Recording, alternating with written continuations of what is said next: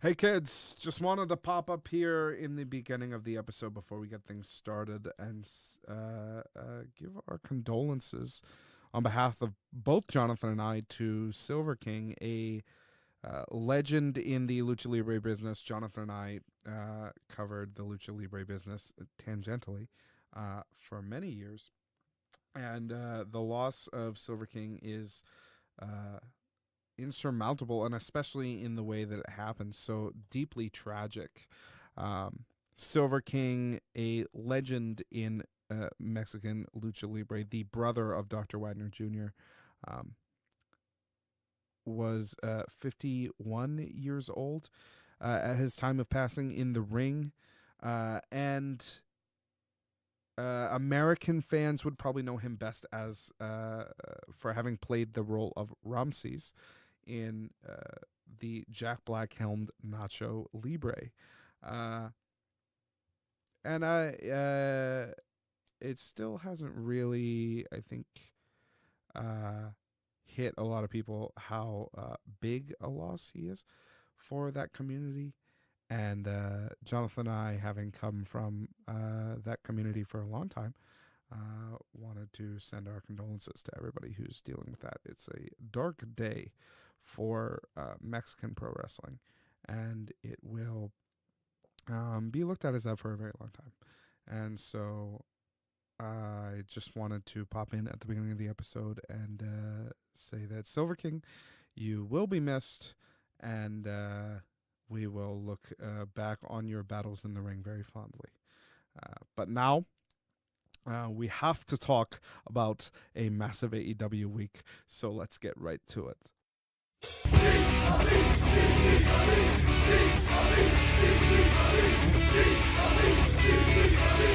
We call ourselves the Elite. Better than you, and you know it. If not us, who? And if not now, when? We don't care about race or gender or sex or religion. If you're an elite athlete, we want you. They want an alternative. They want something different to watch. Change the world. We are going to change the whole universe! They saw what wrestling was and realized what it could be. All Elite Wrestling! For the 8th time, it's Monday morning, and you know what that means. It's time for the next chapter of the only professional wrestling podcast that is changing the world every week. This is Seeing the Elite, an AEW podcast, and I am your host, Bryce Reed. I am joined by my friend, my co-host, my tag team partner, Mr. Jonathan Davis. How's it going, dude? We are 2 weeks away from Double or Nothing, live from the MGM Grand in Las Vegas, Nevada. If you're joining us for the first time, welcome. Jonathan and I are two friends, fans, lovers of professional wrestling who are here every single Monday morning with all of the latest news from All Elite Wrestling. YouTube, iTunes, Spotify, podcast services everywhere. Subscribe, review, give us 5 stars for the love of God. Facebook.com/Seeing the Elite. But most importantly, join us at tinyurl.com/Seeing the Elite. Join our Discord server. A huge week for us on the Discord server. A lot of new friends coming in. Influx of fans from AEW from all over the world, giving great positions on everything. Just don't talk about Jack Swagger. Catching the ire of Jonathan on our Discord server. We are doing a pro wrestling scorecard challenge for Double or Nothing. The winner will get a special championship gold. That's your name in gold on the Discord server whenever you post, as well as a special edition 18x12 poster by artist Jonathan Bartlett. This is for too. That's fine. He's an artist and an artisan. Same thing. Yeah. This is for our Discord members only, so join us on Discord. Come talk about AEW with us. tinyurl.com/Seeing the Elite. And oh my God, did we have a massive week of news this week. We're going to try to rush through things as fast as we can because Double or Nothing is fast approaching. And while maybe we didn't get the news on everything we wish we got the news on, we did get news on a lot of things, and a lot of really unexpected things happen. Yeah, we were keeping up with our Google Doc with where we post links and everything, and just like we would take a day lull. It's like, okay, cool, we're in the slow period of the week. It's fine. Nope. 2 hours later, there's like 6 new things we had to add, and I was like, oh my God, it's a great problem to have, but it's also like, stop. The biggest thing was untying all of this speculation, because I want everything that we report on this show to be fucking true, but you also don't want to avoid things that everybody's talking about with AEW, right? So this week was a lot of like, there was so much speculation. We think Double or Nothing might be here. Oh, we think it might be over here, from a bunch of different people, and it's just sort of trying to sort through that rat's nest. But what we have on the show today is definitely what's happening with some of the smart money speculation that we might come across, right? But I want to start with being the elite number 150. 150 episodes for this show. Let me tell you, if you go back and watch the first few episodes, 150 seemed like a distant pipe dream. Yeah. Because which is boy, funny, they're rough. though, because like they didn't even mention it at all. They just like rolled through it like it was a regular episode. You'd think you'd expect them to do like a clip show or something, or just call it out. Like, man, we've been doing this is the 150th episode. But I think the way that they produce these, I don't even know if there's an ability for them to do that. You know what I mean? Yeah, that would make sense. But even still, I mean, they kind of do. They kind of have ones that are like dated week to week, right? Yeah, but you could still they know when they're posting it. Like, oh, okay, the last one was 149. We should probably do a quick clip of blah blah blah, just shouting out that it's 150. But whatever. But they didn't. And that's almost better that they didn't, right? Yeah. Almost better to just let it happen and not really make a big deal out of it. The episode, like any great Hollywood blockbuster, opens with a steamy shower scene. So fucked up. We see a wet shin as the camera pans upward toward a body to the sounds of a man who is really enjoying himself. The camera reaches eye level to reveal that it is the face of Michael Nakazawa, who is in the process of covering his entire body in baby oil in the most erotic way possible. Just think about it. It was just like softcore porn, but way, way creepier. Because A, it's a dude, and B, it's a weird dude. Hey, weird dudes are in softcore porn, dude. I don't know how much softcore porn you've watched. And I am by no means an expert. I'm sure there's weird dudes, but this is like next level weird because it's not like weird guy, but more creepy guy. He then notices the camera and says, "Hey, Matt Jackson, good timing. Could you oil my back, please?" We then cut to Jackson lying in bed with an arm outstretched before violently waking in a daze. It was all a dream, a deeply confusing dream for Matt Jackson. He should have just legit woke up just screaming. Through clenched teeth, Matt Jackson mutters the name of his nemesis, Michael Nakazawa, before we cut to the title screen. Really, really weird, funny segment to open on. It's always, his obsession with Michael Nakazawa has always seemed more out of anger. Now it seems like there's a vague sexual attraction going on. Huh? Yeah.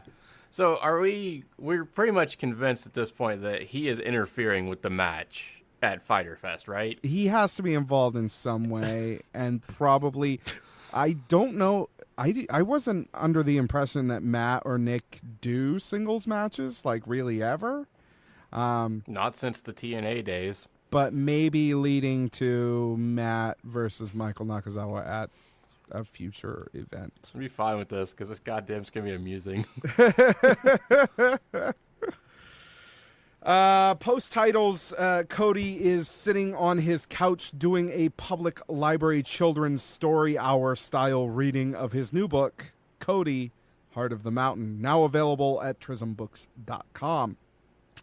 The camera pans over to reveal that the only other person in the room is noted fully grown woman, the bad girl Penelope Ford. Her only words are, Cody, you know I'm an adult. Is Brandy by the pool? She exits, leaving a sad Cody with nobody to read to. I mean, he's got to practice. He can read it to himself. You know No, what I mean, it's still different when because he's going to be reading it to kids. You got to practice it so that you do these things. You need an audience to tell you if you're fucking up. But I think this whole thing is kind of more of a comment on how it's kind of funny that Cody wrote a children's book and he doesn't have any kids. That's fair too, yeah. And he also doesn't understand people's ages. I think that's kind of the joke here, is that like he's looking for adults who will just listen to him reading it, because there's no point in writing a children's book if you don't have any kids to read it to, right? So he's like, just upset that there's nobody there to listen to his book. Cut to a scene with Joey Ryan looking for Candace all over Disneyland. I think the big reason why this storyline isn't hitting for me, despite my well-documented love for Joey Ryan, is twofold. There's no momentum in this story, like, whatsoever. Every week, Joey tries to find Candace. Every week, he comes up short, and he learns nothing new. And it's also, there's never going to be any payoff for this. Yeah, that's the other thing, is I know there won't be a payoff because she's signed with WWE. Yeah. The other thing also is that she signed with WWE like a fucking year ago. Yeah, it's been like a while. It's not even timely at all. This would have been a lot funnier if she had just recently signed and he was like, "Where is she?" You know. But I know there's not going to be a payoff to it in that he actually finds her, because she can't appear on the show because she's signed with WWE, and then also it was so long ago that it happened. She signed in January of 2018, so... Yeah, it's been almost a year and a half now. I mean, it'd be fine if this was,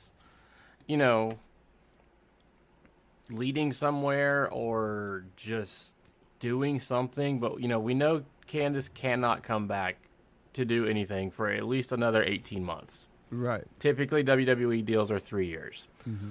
So there's that, but there's also the fact that it's like, why are we still wasting screen time on this? That you guys have so much shit to talk about. Well, that she's not coming back anyway. Her fucking husband works there.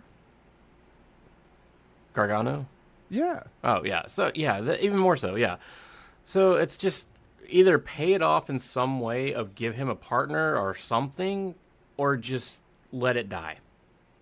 Seeing Joey by himself at Disneyland is pretty funny, though. That was funny, especially with Eeyore. That was great. I could just watch Joey wander around Disneyland with a smile on his face all day. There we go. Let's do that. Check in on Joey at Disneyland, and we could switch to Disney World and Euro Disney, whatever. Just, yeah, it's fine. That'd be fun. Next segment, we are out by the pool with bikini season ready. The bad girl Penelope Ford, Dr. Britt Baker, and Brandy Rhodes. My God. Penelope goes to get drinks, and Brandy tells Britt that she's her pick to win the match at Double or Nothing against Kylie Rae and Nyla Rose. There doesn't really seem to be much more to this scene in terms of purpose. Maybe building towards something that'll happen later, but it seemed kind of strange to me. Yeah, it really just felt like we're doing more of the stuff of building Brandy up as the... she's the head of the women's division, of her, sort of playing favorites, and that'll come back and bite her in the ass in the near future, that's how it feels to me that they're building this up. But other than that, it's just kind of, they want to include the girls on being the elite. Next, we go to Pakistan. This was where weird. Sammy G is handshaking with a group of locals in his very first trip to the country. In front of a giant Pakistani flag, Sammy openly says how glad he is to be there and how much he looks forward to putting on a good show for them. He also has no shirt and does a douchey backflip out of excitement. So I kind of get where all the hate is coming from. Yeah, Sammy, it's starting to be very apparent. He seems like one of those people that's like nice but not necessarily kind. That's how he comes off. You know what I mean? Trying way too hard. Yeah. Sammy leaves the group to quote unquote go get ready. The camera pans back to one of the locals who looks directly into the lens and says, "I hate that guy." It's just his delivery on it was great. It was perfect, man. It was just I hate that guy. I hate that guy. We cut to Matt Jackson watching on his phone while he works on an elliptical machine. He says, "Geez, maybe Nick's right. Poor Sammy G." Then we go back out to poolside at the bar where Chief Branding Officer Brandy Rhodes, Dr. Britt Baker, and the bad girl Penelope Ford. 3 shots are lined up between them as Brandy asks Ford and Baker if they can do a shooting star press. Neither of them seem to believe that they can. Brandy then says, "I know one person that could never do that, and it's definitely Allie." There's a perfect awkward silence here. Yeah, where they nailed it. Like neither girl agrees, but neither girl wants to call out Brandy for mean girling Allie, basically. No, you can't. You just can't. Just gossiping behind her back, right? Because she's the chief branding officer, right? She's the head of the women's division. Yeah, it's like you can just shit can yourself if you say anything. You're right. Britt Baker actually has the balls to stand up and do it, though. She says, "I like Allie." She turns to Ford. She says, "You don't like Allie?" There's a pause, and then Penelope Ford says, "What the fuck's a demon bunny?" I don't know what a demon bunny is either. Perhaps I should get more familiar with Allie, but I guess this is one of her things. I think it's like her alter ego when she's going like evil, but I don't know, man. It's kind of a weird thing to call yourself. Sounds kind of sexy. Could be. Could just be like some weird satanic small rabbit that's got like a drop bear. Yeah. We don't talk about drop bears on this show. Yeah. Brandy says thank you and hands out the shots. She says, "Cheers to fucking Demon Bunny." All 3 drink. Dr. Britt Baker says, "There's nothing in here. The bottle isn't even open." Brandy just glares at Britt and says, "I'm on a fucking diet." This was the weirdest thing. Just weird that they set it up this way. I guess I kind of get the joke, but the joke is about the segment being set up. It's a weird idea. But that's literally what this entire show is. So Kenny is in the living room with Cody. He's showing him a video of Japan, an old video from Japan. He appears to be on a tag team with a tiny Japanese woman on a floor mat in front of like 50 people with like no ropes or anything. Very strange match situation going on. Kenny pulls a rather indifferent Cody into saying that this woman is elite, as they say, and then says, "All right, I'll make the call." But there's no signing graphics, so I can only assume this is a deeply inside joke that I simply lack proper context on. You remember there was... Okay, I think I know what this is. So there was a way back when Kenny did that match against the 5-year-old. Yeah, but I looked at the video they were watching, although they didn't give us a great glimpse of it. And there was part of me where I was like, is it that little girl? Is that the idea? That's what I thought it was. And maybe that's what it is. Wrong. But I wouldn't care to speculate because they give us all of like fucking a second and a half of footage. It's like a screenshot, essentially. And it's not the famous footage, right? It's not the video that went viral of him giving that fucking 8-year-old or whatever it is the backbreaker, right? It's them, if it is them, in a different match or something like that. And maybe that's why, there's no signing, there's nothing like that, but it seems weird. A lot of segments on the show this week seemed like they weren't really pushing anything forward substantially. It felt like the kind of like that space like with TV shows or comic books where you're planting the seeds for new stuff, but it's going to be a while before it pays off in any way because is just funny because the episode was so bloated. It's like a fucking 20-minute episode. Yeah, it was. And, then you think back, it's like we could have cut that 2 minutes of Joey out and this would have been fine. Right, that 2 minutes of Joey where he found no new information other than she's not at Disneyland. Yeah. Next, we see the Hangman Adam Page running up his walkway in gym shorts and cowboy boots. This is a great thing. Almost no wind left. He glances at his bare wrist and then says, "Oh, that's 17 miles." Not sweating at all either. He notices a box on his doorstep. Inside is a letter. It says, "Twigman Page, I'm pleased to see that you've been sticking to your diet, but it's not enough. If you want to be full gear ready in 3 weeks, you could use a little juice. See you in Vegas, bastard." I didn't realize until this second use of bastard at the end of the letter that it's not calling Adam Page a bastard. It's a signature. I didn't realize it until I watched Road to Double or Nothing. That's when it really hit me. Yeah. I mean, I was also fine with it going either way of Sure. I'm calling you a bastard, but Right. That's how I picked it up the first time. I thought he just wrote bastard at the end of the letter to be like, fuck Okay, you at the end of the yeah. letter, right? But it's a signature because Pac calls himself the bastard. So now maybe there are people at home who are like, obviously that's what it fucking was. You guys are dumb. And That's okay, true. That's fine. true. But- all of that's true. yeah. But we haven't been able to see a lot of Pac since he's left Right. or been released from his contract. He's been doing a lot of Dragon's Gate, which is very difficult to watch in the U.S. Right. Not to say there aren't people who do it. So when this clicked for me, I was like, oh, okay, this is a very clear-cut storyline. It is Pac that has been watching him this whole time on the cameras and sending him the video last time and shit like that, right? And now that it's all clicked together, I'm like, oh, okay. That's what they're building towards, is the thing that's happening soon. Inside the box is a legit prop-grade bottle of Michael's secret stuff from Space Jam, which you can buy on Amazon for $15.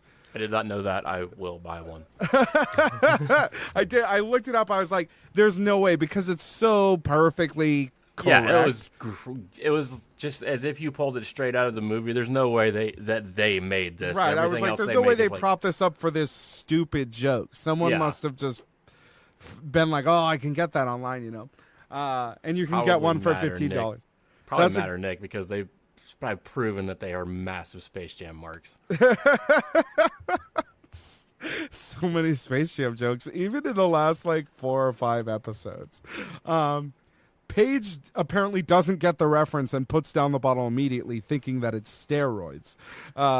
He then walks out of frame for 5 seconds and then runs back and downs the bottle because he's so desperate at this point. Yeah. He finishes the bottle and tears his shirt open really quickly before the camera cuts to the next scene. I sincerely hope that all of these segments were shot in 1 or 2 days months ago. Oh yeah, and then the stuff from draft night where he's clothed and everything, and then he's just gonna walk out just fully shredded. Yeah, I be hope that great, when dude. he walks out for the weigh-in, he's wearing clothes. He's super nervous about it. He's wearing long sleeves, right? Wearing something baggy. He's like, yeah, and he doesn't want to show anybody, right? And then he walks out at Double or Nothing, and he's just fucking jacked. That's the hope, is that all of this was done a long time ago, and since then he's just been cutting. I'm down for this, especially after that picture of Pac that was posted in Discord this week. Dude, Like, every good picture of Pac God, is dude. disgusting, but It's like a short version of The Rock. it's like a lean version of The Rock, man. Ugh, wow, that guy. But that's my sincere hope, is that that's what they've done with these segments, and if they do, I think that's genius. Especially if when he comes out and he's shredded, he's still super nervous about it. All of their teasing they've given him, fucking body Just dysmorphia giving him a about it. fucking complex about it. Fucking horrible. We cut to famed Chikara / AEW referee Bryce Remsburg, who is here to tell us some stuff that we're going to talk about later when we go over all the rule changes this week. The fucking audio is terrible in this one, too. A couple of segments this week. The Joey one also had fucking terrible audio. The next segment is a great promo from SCU regarding their Double or Nothing match with the Strong Hearts. I didn't transcribe it because it's a lot of typical SCU stuff. Scorpio has a sword for some reason. That was really terrifying to me that he's just standing there with this sword. They and just didn't giving all it have weird eyes. swords, though, No, just Scorpio. Him. Yeah, it's just him, and he's just like infatuated with this sword. And I'm like, are you gonna cut yourself? Or are you gonna cut someone? Why do you have this? It's kind of You don't cool, need to have though. this. You know, swords are cool. I like Yeah, swords. swords are cool. Not when crazy people have them. The next segment shows the Bucks, who have reportedly driven by a comic shop in their hometown and seen a wrestling ring in the parking lot. A perfect opportunity to shake off the rust. They spend a very long time in a musical montage set to what appears to be a demo version of the Double or Nothing theme, wherein the Bucks slowly relearn the synchronicity and moveset they will need to take on the Lucha Brothers at Double or Nothing. Using Cutler in selfie mode at the end, they tease a big gun move that they will use at Double or Nothing, quote, if the opportunity presents itself, unquote. We're gonna be real disappointed by this, and it's just gonna be like the Melter Driver or some shit. Stun gun. Yeah. We're then shown an edited cut of the incident at SHW that we discussed last week. This is my biggest problem between both these shows, as we'll talk about later on when we go over the Road to Double or Nothing. Both the Road to Double or Nothing and Being the Elite showed like basically the same footage this week. They showed different aspects of it, but yeah, it was essentially the same 3 minutes for, I guess, for people that are just watching one or the other. Which is kind of surprising. Which is like fucking who? Yeah, I imagine most people are watching both, but it was more. There was more footage here than on the Road for Double or Nothing, but it was more impactful on the Road for Double or Nothing. Yeah. Final seg shows, we're not going to go over what they showed because we went over it last week. The final segment shows the Bucks in their car leaving HD Comics. They receive a text message from Kenny Omega, and Siri reads aloud. He says, "Hey guys, sorry I have been unavailable. I don't know if you saw, but I flew myself to ATL and kicked Chris Jericho's ass. LMAO, he's pathetic." Crying with laughter emoji. Anyway, now I'm in Daytona Beach on a Fyter Fest scouting trip, but I'm not alone. I'm hanging out with this really cool hip-hop artist who was famous in the 2000s. He's a big-time social media influencer and perfect for what we're doing. You may have heard of him. His name is Ja, and Matt pulls the cable out before Siri can finish saying Ja Rule's name, which I thought was really clever. Yeah, it is just, I mean, the whole next sentence it just perfectly encapsulates everything about this. For the uninitiated, Ja Rule was deeply involved in the original Fyre Fest that this is a parody of. I think he's in jail right now because of that. That's even better. Oh man, I know the other guy is. I didn't know Ja Rule was also in jail. I think either he went to jail as well, or he had to file bankruptcy. And I remember reading something about it because of the whole debacle. But yeah, he might be in jail right now, which is even funnier. Matt says, "Damn it, Kenny! Just watch the whole documentary, you idiot." He's like, "It's on Netflix. It's free." I don't understand how they think Netflix is free either, but that's fine. The video itself is free. Access to the service costs money. You know. Yeah. Kenny Omega makes like $1 million in shirt revenue a year, so Still. he's Canadian. Canadian Netflix is trash, right? Yeah. Just then, Nick receives an email simply entitled "Ransom Note." In this email is a video of two figures standing in Scott Hall jean vests. The center of the screen is early 90s video game pixelated. It looks like fucking Monkey Island. Yeah, it does actually. That is completely accurate. But the outsides are clearly visible. There's like a square in the middle that's pixelated. It's just so edge. It's so poorly edited to do this that it's hilarious. And the audio is all 8-bitted out too, and it sounds is so fun. This is legitimately, and we'll talk about it at the end, legitimately like the funniest fucking scene I've ever seen on this show. So goddamn great. It says, the first figure says, Young Bucks, you don't know who we are, and you don't know why we're here. You gonna tell them? Kicks over to the second figure who says, Matt Jackson, Nick Jackson, we've got a list of demands. Bad things are gonna happen if you don't come through on these demands. He says, number one, and he kicks it over to the first figure again who says, number one, well, there's only one. Number one, the best friends are not doing the pre-show battle royale. We want the best friends on the main show in tag team action. Tag team action. The second figure then blurts out, or we'll kill your family. It seems that his partner, the first figure, did not agree to killing their families. This, of course, sparks a hilarious argument in which the best friends push each other back and forth out of the pixelated part of the frame so you can clearly see both of their faces. Figure one is Trent, figure two is Chuck. After a few heated seconds, they apologize and do the best friends hug. It could now not be more clear who these guys are. Yeah, it was just, it was one of those things where it was just like, this is why you rehearse videos. You don't freeball it, you don't improvise, because then your idiot partner decides, oh, I'm going to up the stakes. We'll kill your family. And Trent says a lot of great things. We can't say, we're trying to get on the show. We're not trying to kill anyone's family. They have beautiful children. Yeah, they have beautiful children. And then Chuck's just like, I know. It's just, he's trying to get the urgency across, I fucking love this scene. It ends with Chuck Taylor saying the best friends aren't on the pre-show, and then it ends the video as they walk out of frame just before, just showing their faces again. So fucking funny. Just the best thing I've ever seen on this show. I watched it so many times this week, and it's made just by that one line. By that one line, and makes the whole thing. I mean, for Chuck randomly yells, "Or we'll kill your family."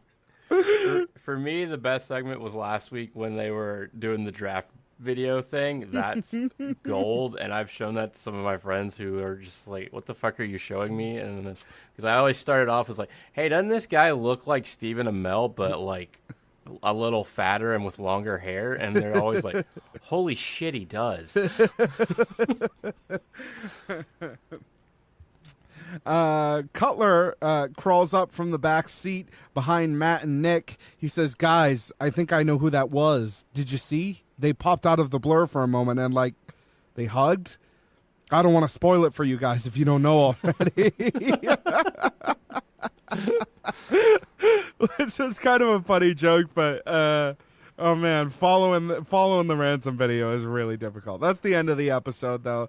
A pretty decent one, but again, I felt like this week there was a lot of segments that just sort of didn't feel like they really offered anything important enough to justify them being there. Justify this episode coming out to 20 minutes, which is a long one for them. Yeah, it kind of just felt like, as I was watching it, I mean, I don't really remember a lot of it looking back other than that one segment. It was just kind of a blur, and then like, oh, okay, we're going balls to the wall at the end. Tweet from Kenny this week that I want to state before we move any further for fans of Being the Elite. Kenny tweeted out, fellow #BTE viewers, starting next week, we're going to add a new segment to our show, the BTE Mailbag. Tweet #BTE Mailbag with a question to our cast, and we may answer your question on the show. Have fun, be creative, and maybe see your question on the next episode. I can only imagine that this is not real and is only part of a bit, but we'll see. It could honestly go either way with Kenny, but, it's probably a bit. So, a whole bunch of things were announced on both Being the Elite and The Road to Double or Nothing, and outside of that in other places. I wanted to kind of push everything together into one area to cue people into what they need to be aware of for Double or Nothing. in terms of what's changed in the structure of the show so far, because more changes are coming. I do not think I do not think they'd be doing this best friends angle if they weren't actually going to give them a match on the main show. Who they're going to have them fight, honestly, I couldn't say, but I think maybe two people who signed this week who we haven't talked about yet might be slated for it. Super Smash Bros. People have also said Private Party is a possibility. Either one of those would be fine. I'm cool with that. It would be pretty interesting to do that. Sure.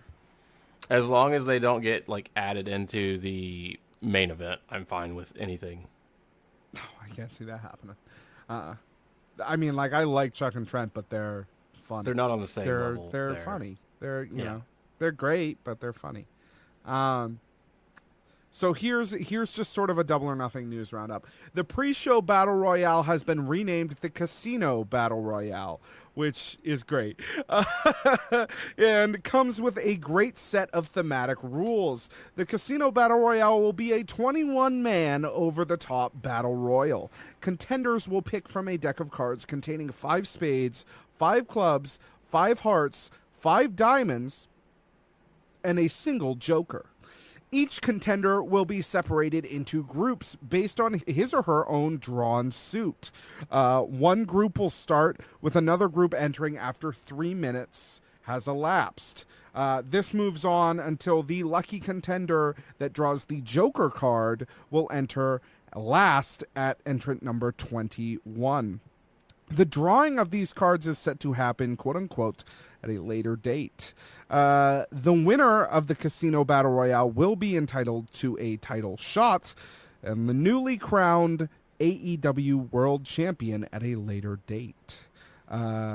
Which is the unrevealed title as well. Right. It's title just sitting in the bag, and it was like, damn you. We've only ever seen it in a bag. We don't know who's going to get it. There's currently no match slated for an AEW World title. And maybe that'll change. It Who could knows? be that might change, or it may be something at Fyter Fest or Fight for the Fallen where it changes, which would be even cooler. If you had to put the AEW World title at the head of one of these matches, which one would it be?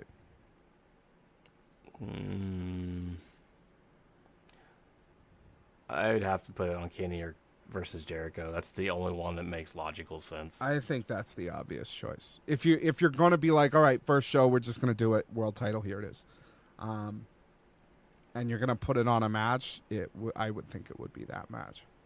And I would think then you're going to give it to Jericho. Yeah, especially with how they've been setting Jericho up. Yeah, definitely. Only because it seems like he's building towards a feud with somebody else. Dustin Thomas has been added to the Casino Battle Royale. We'll talk more about him later. The pre-show has been renamed The Buy-In, which I think is a great name, and is set to be aired on YouTube, Facebook, and other free streaming platforms. The last note here is that Sammy Guevara versus Kip Sabian has been added to The Buy-In. Which was interesting because then we had to reshuffle the Battle Royale because both of those guys were in that. Yes. So they'll probably be moved out, and the best friends will probably be moved out. So, in theory, there's only 8 people announced for the Battle Royale then. Ish. Correct, unless people are pulling double duty, but I don't know that they would be. If they're the Sammy versus Kip thing, I really don't think those guys are pulling double duty because they're just essentially staying in the ring. Right. So that one, I don't see them. The best friends maybe because they're doing on the main show. Yeah, technically, yeah.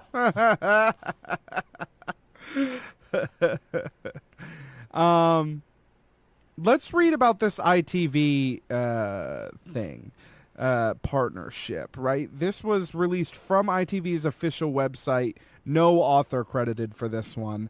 It says ITV, the largest commercial television network in the UK, announced a partnership today with All Elite Wrestling. The new wrestling promotion, headlined by members of the Elite, to broadcast the highly anticipated Double or Nothing event on its ITV box office channel. Fans across the UK can look forward to seeing all the drama, action, and entertainment live from the MGM Grand Garden Arena in Las Vegas. The night of Saturday, 25th of May, is going into Sunday, May 26th. Double or Nothing, which is sold out in under 30 minutes, features an electrifying card packed with stars, including the headline clash between Kenny Omega and Chris Jericho. The wrestling world will rock as Cody takes on his brother Dustin Rhodes. The Young Bucks battle the Lucha Bros for the AAA World Tag Team Championship. Hangman Adam Page clashes with Pac, and Dr. Britt Baker, Nyla Rose, and Kylie Ray compete in a three-way match. Additionally, before the live pay-per-view event begins at 1 a.m. GMT Sunday, May 26th, the hour-long pre-show special Buy-In will air for free on ITV4 at midnight.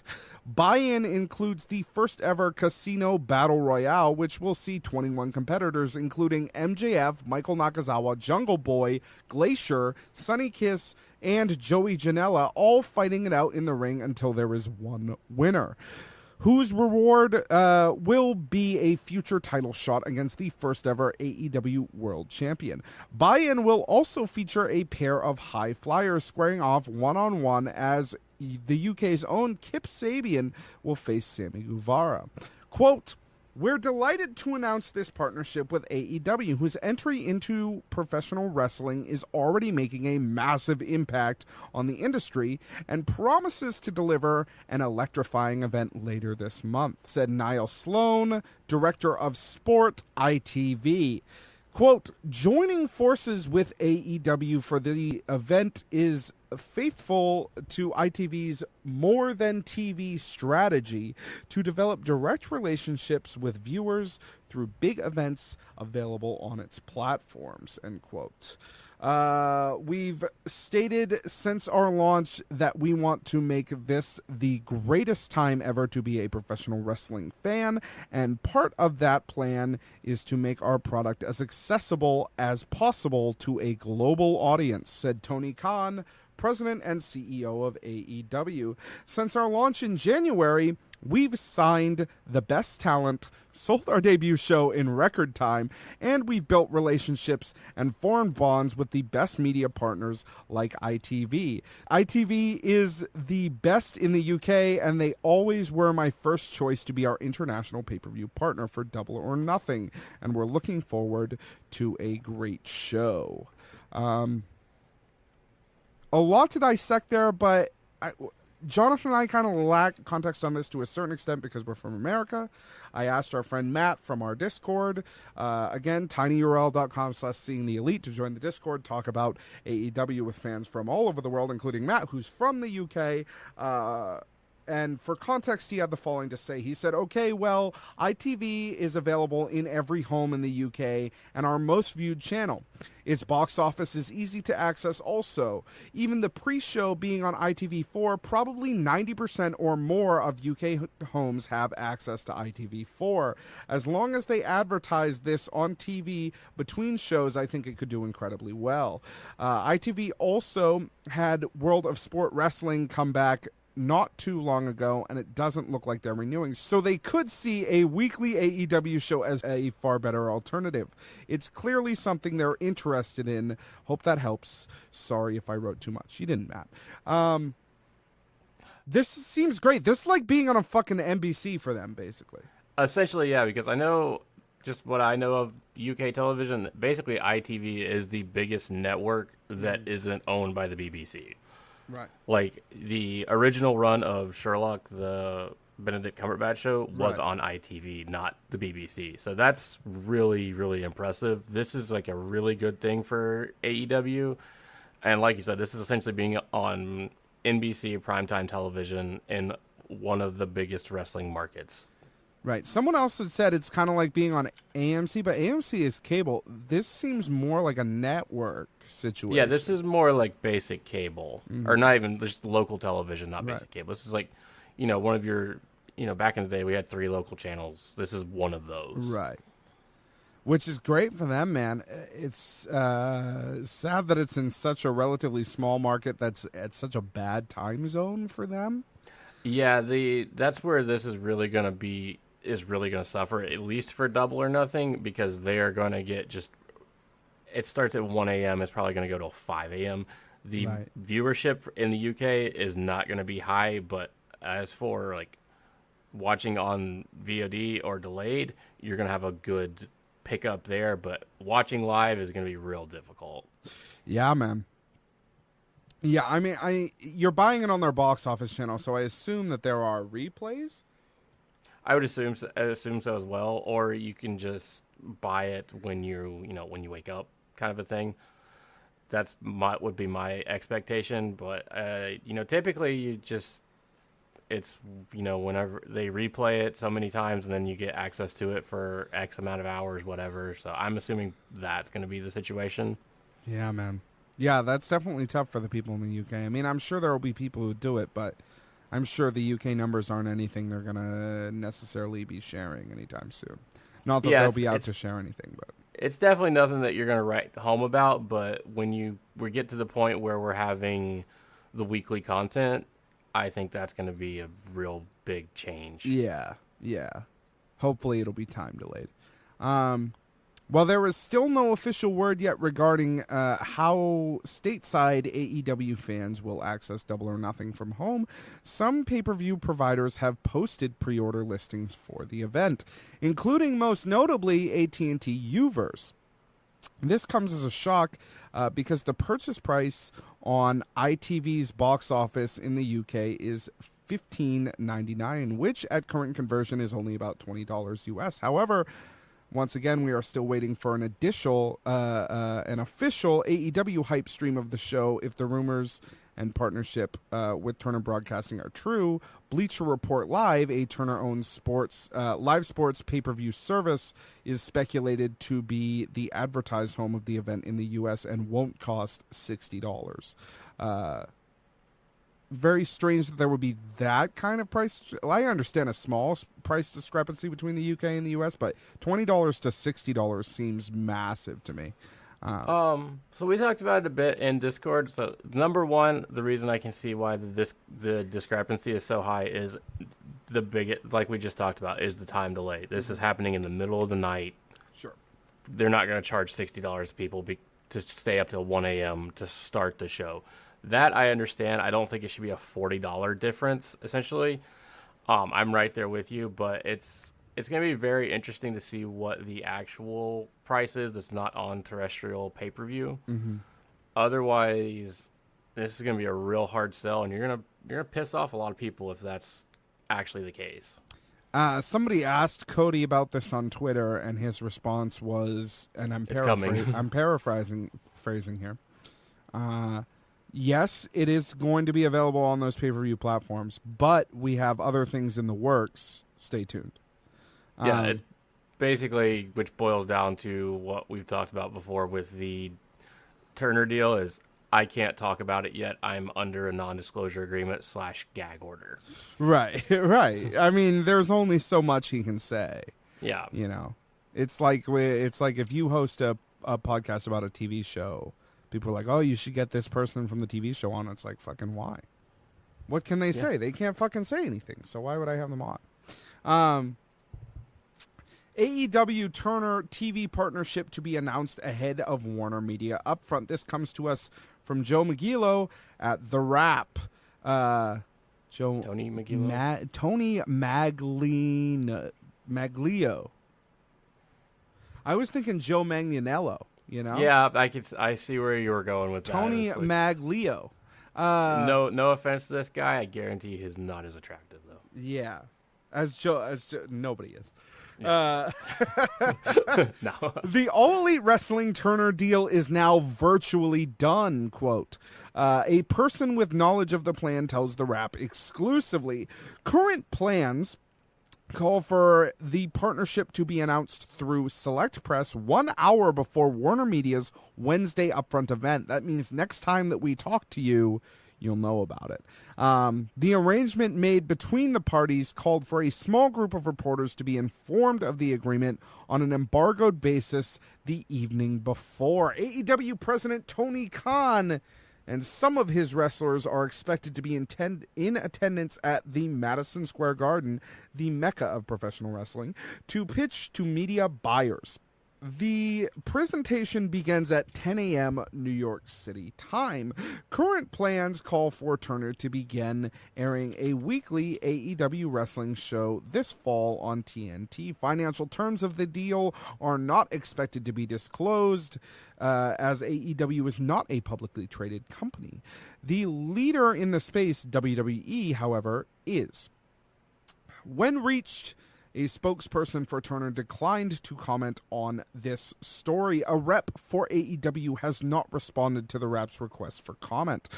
Last month, the rap reported that All Elite Wrestling and Turner were in advanced talks for a TV deal. At the time, the negotiations made it unclear whether or not an agreement would be in place by next week's Upfront, which is when television networks debut their new fall shows for advertisers.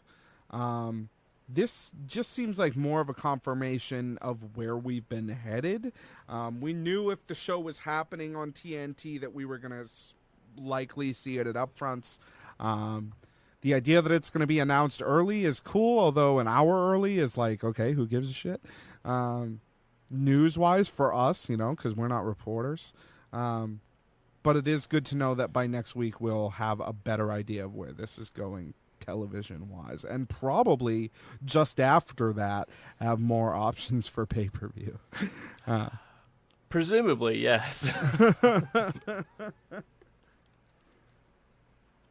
Which will be good. Hopefully they're getting their press release in order and all that shit. Yeah, that would make sense. I mean, this is the kind of thing you don't really want to announce before the upfronts because it is a big deal, especially with the Fox WWE deal. You do definitely want to make this present at the big television thing as the, like, oh, yeah, you got that? Okay, we got this. Yeah. So it all makes sense. We've been talking about this for a couple weeks now. We've been expecting to not know anything until this coming week, so everything is in line with what we were expecting anyways. If we don't hear something about this on Tuesday, Wednesday, I would be very, very surprised and very shocked. Yeah, myself as well. I think it will be. We're going to know about this on Wednesday, which is great because we can talk about this on the same show that we also have to do all of our lead-ups to Double or Nothing. Yeah, basically, because it's honestly perfect to do it that way. Yeah, it's great. Because at the end of the day, how long do people need to purchase an iPay-per-view? You know what I mean? If they know where to get it, how long do they need? You really don't need that much 5 time. minutes? It's just more but it's more for like people like us who are just used to like, okay, I'm pre-ordering this now. The money is out of my account. I don't have to worry about it. It's done. I agree. So I don't have to worry about it unless their servers crash on the fucking night. You know what I mean? Triple Mania? Right. Or there's some horrible production shit. That's the only thing I hope for this event is that I think if they go out there and the production is not good, they're done. Like I don't they're see done. That happening though. The production has to be tight, man. And it's tough. It's gonna be but I mean, All In was pretty tight as well, other than the ending. But I don't think we're gonna have a real problem with that this time. Yeah. If they can produce something that works as well as All In did, which I would think that they could, especially now, then they'll be fine. New signings this week, starting with the hardcore referee himself, Rick Knox. This comes to us via Steve Bryant at SoCalUncensored.com. I didn't realize that SoCal Uncensored was like a news site. Yeah, it's so weird. It's so up. weird that they're a wrestling news site, but there's also a tag team called SoCal Uncensored. Yeah, it's like when I saw this, I was like, "Oh, this is a joke, right?" No, like having a wrestling news site called the Hart Foundation. Yeah, right? It's like, what? Longtime Southern California referee Rick Knox has signed with All Elite Wrestling.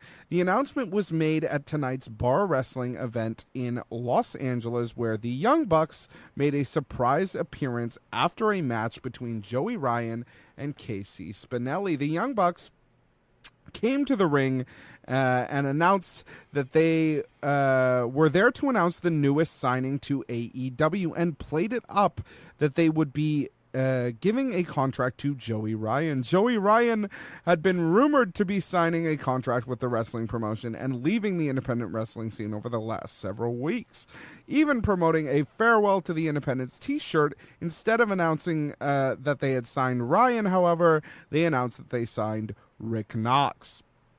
It was also announced that he would be the referee for the Young Bucks match with the Lucha Brothers at AEW's Double or Nothing. Oh, that's going to be...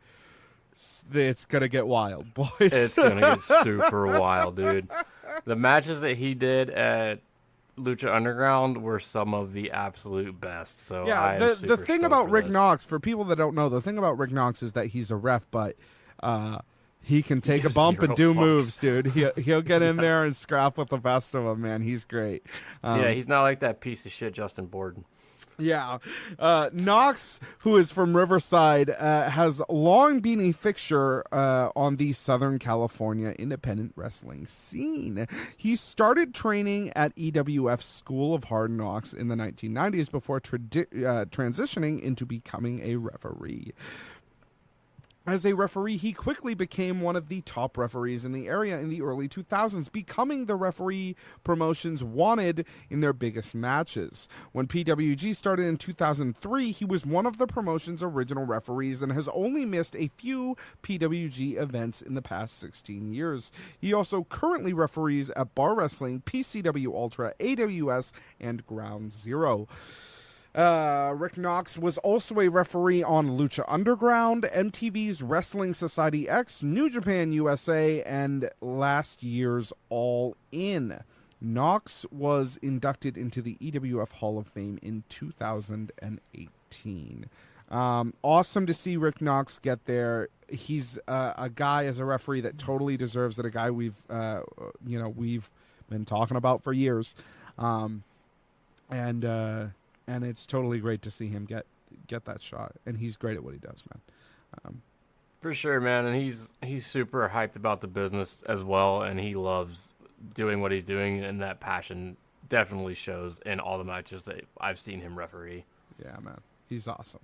The other high-profile signing this week was the signing of Angelico and Jack Evans.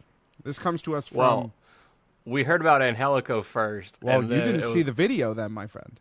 I only watched half of the video, but like we were reading about it on Twitter of Angelico. Oh, Angelico signing, and then it was like it felt a little bit like an afterthought. It's like, oh yeah, Jack Evans too. This comes to us from Ryan Satin at ProWrestlingSheet.com. AEW's tag division continues to take shape as Angelico and Jack Evans announce that they've signed with the new wrestling company. As we first reported, Angelico recently signed on the dotted line after there had been interest from WWE in bringing him into the Performance Center. The South African wrestler shared a video on Thursday, which he talked about the last phase of his career in Europe and what his goals were throughout. Angelico then explained how he's grown tired of that phase and made it sound like he might be retiring. But then he gets a call from his tag partner, Jack Evans, who asks if he's ready to do this. The 32-year-old wrestler replies, well, it seems weird to bring his age into it there, replies, the real question is, are they ready for us? Angelico then signs an All Elite Wrestling contract. I want to make a note here. It's interesting that this had, at the time, not been announced in any official capacity on social media, but the video was added to AEW's official YouTube, and perhaps they're saving more of this for the next Being the Elite or Road to Double or Nothing.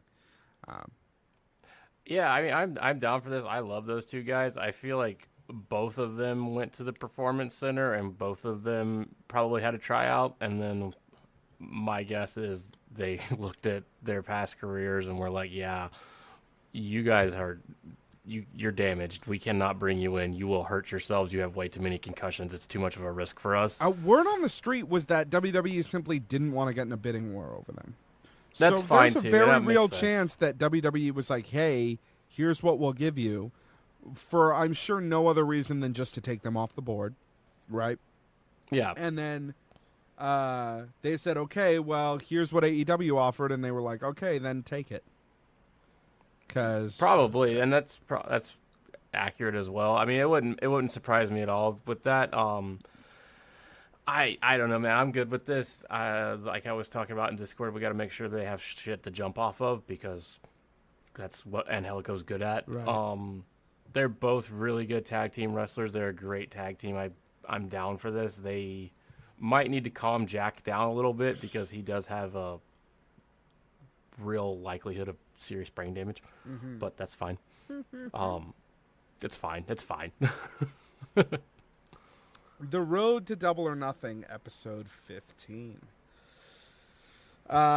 Which was a fine episode. I think they should have switched the order of everything in this episode, but I want to get into it and talk about it because the opening's real hot. The episode opens with Chris Jericho seated at Cody's desk, thumbing through a copy of Cody, Heart of the Mountain. Cody enters. Cody immediately tries to make it clear that the absurd voicemails that he's been leaving are not necessary, that Jericho is the highest paid salary on the roster for a reason. In so many words, he says, "We value you." Jericho says that he's the single talent that made AEW legit. He then accuses Cody of lying to him, just as he says Dusty had in 1998, when he had supposedly told Chris that he was in for a big push. Chris goes on to say that without him, there would be no AEW, and demands a thank you from every single employee, as well as a quote-unquote company-sponsored thank you from AEW to Jericho if he beats Kenny at Double or Nothing. Cody, in so many words, says, "Thank you. Now get your shit and get the fuck out of my office." But Loved it, man. agrees Loved it so much. agrees to giving him that thank you if he beats Kenny at Double or Nothing, which we'll see.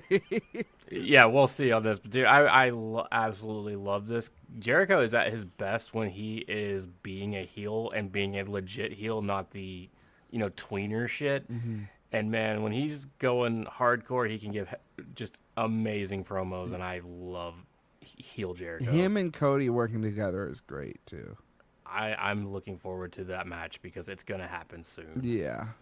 Cody exits. Michael and his Apple enter and offer to see Jericho out of the building. Jericho beats the shit out of Michael with his cane and then steals his Apple. Before we move forward in the episode, on the official AEW YouTube channel, Jericho posted a video where he explained some of his feelings and motivations behind his actions in this episode. He said, "Just saw you on the road to Double or Nothing, Cody, bragging once again that you're my boss. So now we know what your last name is. It's Khan, right? You're Cody Khan. Is that why you're my boss? Because as far as I know, the Khans are my boss, not you, you little son of a bitch." Jericho is so fucking funny in this. He says, "You want to find me, huh? How much you want to find me, Cody? $100, $200, $300, $400, $1,000, huh? Maybe some yen? You want to find me some yen? Take that too." He says, "Or even better, is it bigger?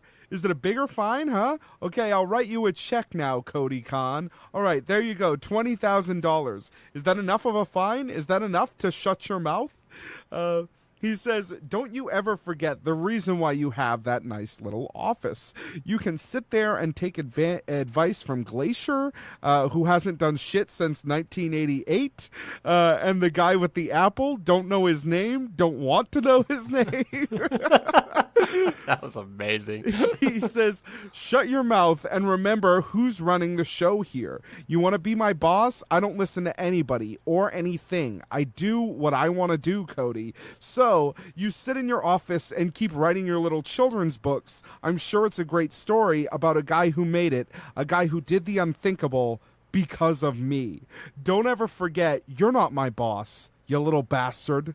I fucking love this. The best part of this promo, by the way, is that on the wall behind Jericho, from left to right, is an RIAA award for like a gold record for a Fozzy record, a video screen with security cams from all over his property, which is clearly means this is his office, right? And a blown up cover of TV Guide with him on the cover of it. Okay.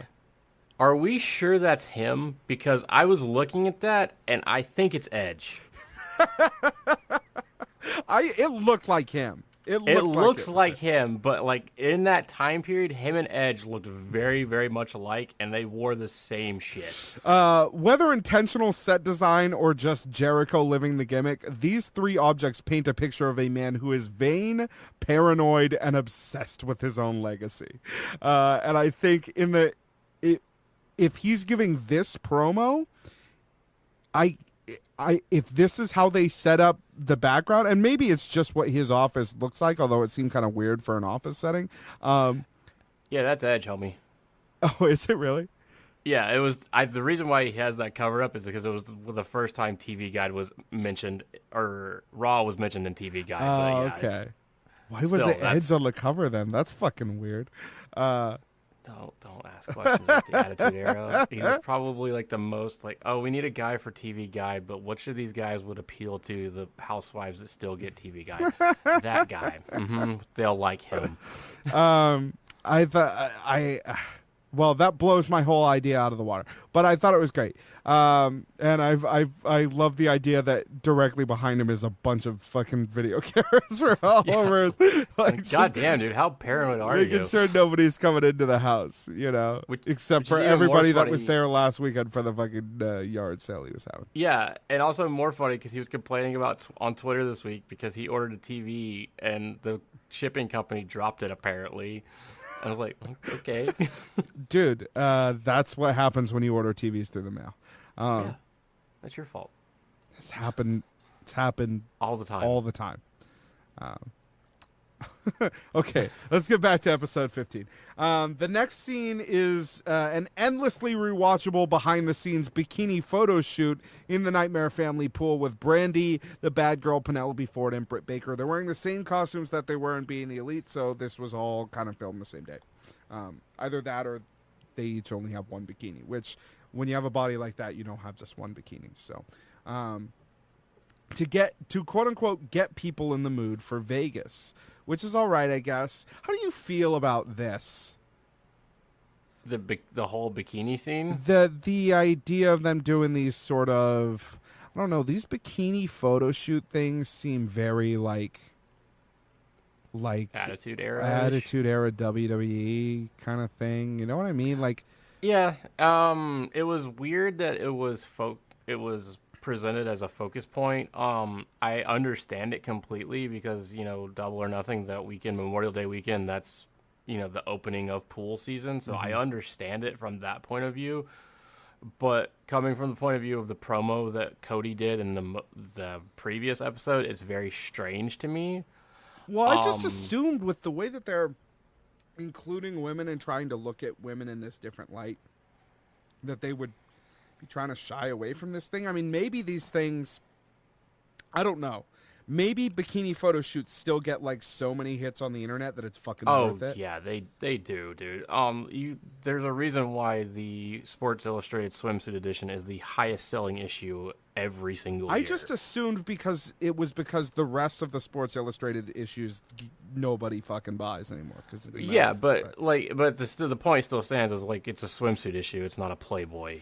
Sure. That's the Sure, the swimsuit issue is for the man of taste. Yeah, sure, we'll go with that. But it's still, you know, it's kind of a thing. It's all, you know, there's multiple levels of looking at it. Is that yes, it's kind of Attitude Era-ish. It's also, you know, about, you know, giving women confidence that we're doing this bikini shoot because we want you to have confidence in your body. We want body positivity, that kind of stuff. Sure, I mean, hey man, there is like like women dress sexy for themselves. You know what I mean? Yeah, And absolutely. so if they want to do a bikini photo shoot, fuck yeah, go ahead and do it. Yeah, It's just and, the advertising of it seems very, I don't know. It was seems odd. of a bygone era to me. Yeah, it does. It was like I said, it was a little odd with the placement of in this episode coming after Cody's promo, and just that we're spending time talking about this. But so be it. It is literally the day. It's pool season starting out when Double or Nothing happens. So Right. Pac cuts I an feel bad for any of the guys that go down to the pools expecting to see the three of them there. And they're like, where are they at? Where are they at? They're not here. I was promised. Yeah. Yeah, that seems like something some people at this event would do. Although they're in Vegas, like, it's that fucking hard to find shit like that in Vegas. I know, I've been there. Just go to the pool. You'll see plenty of beautiful women everywhere. Pac cuts an awesome promo on Hangman Page. According to Pac, he hasn't been defeated in almost 2 years. I'm starting to fear that Hangman is fucked. Yeah, dude, Hangman's pretty fucked, man. That promo was badass. Here, Cody announces the signing of Dustin Thomas, which at least is something a little bit different here. They are showing this part of it. Yeah, this part they actually showed the beginning of the event with Cody coming out and speaking, and then Pharaoh being scared. Poor puppy. The thing with Dustin Thomas, I think that is absolutely amazing what they're doing, and yeah, that's awesome, man. The scenes that they showed of him with him working, man, kid's a badass. Dustin Thomas has no legs beneath the knee. He has been that way since birth. I'm super excited to see him work in the Battle Royale. He does. I'm just waiting for somebody like Cage to be in the Battle Royale and be like, oh yeah, I'm just going to, toss you out. You're easy pickings, and him just fuck them up. I think Cage is under contract. Example of, Meathead. Okay. Ryback. Get Ryback. Don't say that. No. I can't do it. Get Jack Swagger.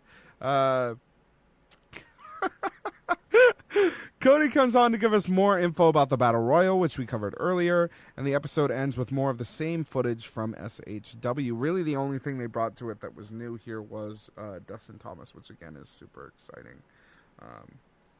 I couldn't think to format this episode any other way, and I wish I had a big piece of news for the end, but I fucking don't. So I guess the only other thing we could talk about a little bit, not a lot. I don't really want to talk a lot about it. Is WWE just withholding more talent from that show in Japan? I mean, I see why. I understand why from a business standpoint. It was just very odd that they just waited until the last minute to do this when they've known that who was involved with this. But it is what it is. They can do whatever the fuck they want to do. They're clearly trying to spite AEW, and all it's really doing is giving more press to AEW. So they're essentially in a damned if you do, damned if you don't situation, and I don't care. Good. You think you guys are spiting AEW when in reality all you're doing is helping them out and making it show more that you're afraid of them. So keep it up, Vince. The match, for people who don't know, was set to be a pseudo WWE versus AEW match set in Stardom between Toni Storm and Bea Priestley. And WWE pulled it for reasons beyond Stardom's control. Toni Storm is the current NXT UK Women's Champion. Which is so many slashes there. Yeah, there really are. And she isn't allowed to do the event because there's an AEW person on the event. And the only thing they're doing is painting AEW as legitimate competition because it fucking is. So The more they want to treat them that way, the more they tell the viewers, yo, you should be afraid of these guys because we're fucking afraid of these guys. The better for everybody. So fuck it. I'm right there with you, man. It's such you are spiting yourself so heavily by doing this. When you could have just let the match happen, no one would have talked about it other than, hey, this match happened, it was pretty cool, blah blah blah. But you guys had pulled this shit, and then you just showed how afraid you are. But this is an exciting time. I didn't think we were going to get through all those 15 pages in enough time. But I want to talk about a few things before we wrap up for the week. First of all, massive week for us in terms of new people listening to the show. We thank everybody who's staying with us through this time as we sort of build towards actually having professional wrestling content to talk about. We're getting there. On the show. It's going to happen. It's going to happen. And we thank everybody who's come over on tinyurl.com/seeing the elite. Come over on the Discord server. Pick sheets for the Pro Wrestling Scorecard League is going to go up on May 22nd. You will then have 3 days, roughly 3 days, to submit them because as soon as the buy-in starts on the 25th, it's over. So make sure that you're signed up. tinyurl.com/seeing the elite. Additionally, Is that the date from PWS? Yes. Okay, that's what I was wondering about. If it happens that they go up earlier, we'll definitely put them up as soon as they're available. As soon as they're available. But they've said May 22nd is their date. Yeah. So that's what we're going with right now. That's when they'll be up. And if we get them early, we'll put them up early. Next week is going to be very exciting. We're going to be talking about details of the TV deal, hopefully. Details of where you can buy the show, hopefully. We're going to be giving our predictions for Double or Nothing. It will be the last time that we speak to you before Double or Nothing because of how our taping schedule is. We usually record on Sundays. Double or Nothing is on a Saturday. So it will be the last time we talk to you before Double or Nothing. And that's going to be wild. I will apologize for my voice next week. Playing just because Bryce is going to be pretty fucked. So I'm in a rock and roll hard rock ska band called Sonic Libido, and I am doing a rock and roll show on Thursday night, on Friday night, and on Saturday night. Which, if you listen to our old show, means that when we get around to performing on Sunday, I'm gonna sound like this. So be ready for that. That Saturday night show is going to be rough. Be ready for an AEW podcast that sounds like it's hosted by Lemmy. Not even prime Lemmy, just like a late old man Lemmy. Yeah, I'll probably be taking the lead on that one to give Bryce's voice as much of rest as possible. I'll do as much as I can. We'll have a lot to talk about, but I just wanted to give people a heads up because that's definitely going to be a factor next week. Other than that, we did the numbers that we did last week are our biggest numbers ever for this show, and we thank everybody for joining us. And we're having such a wonderful time producing the show, and hope that we can continue to do so moving forward. YouTube, iTunes, Spotify, podcast services everywhere. Thank you so much for subscribing. But you could always review and give us 5 stars if you have the time. It really helps us out, really warms our hearts more than anything. I don't know how much helping it does. Just heartwarming, really. Facebook.com/seeing the elite if you want to stay in. My band's in Portland, Maine on Thursday night, in Dover, New Hampshire on Friday night, and in Lowell, Massachusetts on Saturday night if you're in any of those places. soniclibido.com is the place to find it. soniclibido.com is the place to find it. Other than that, I think that's all we have for this week. Jonathan, you got anything more for this people before we go? Go see Detective Pikachu, man. That's a fun time. I don't believe you. I enjoyed it.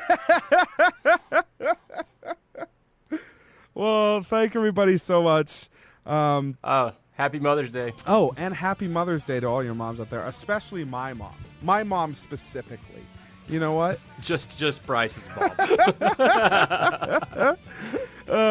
For all the moms everywhere, we thank you so much. Go out and change the world.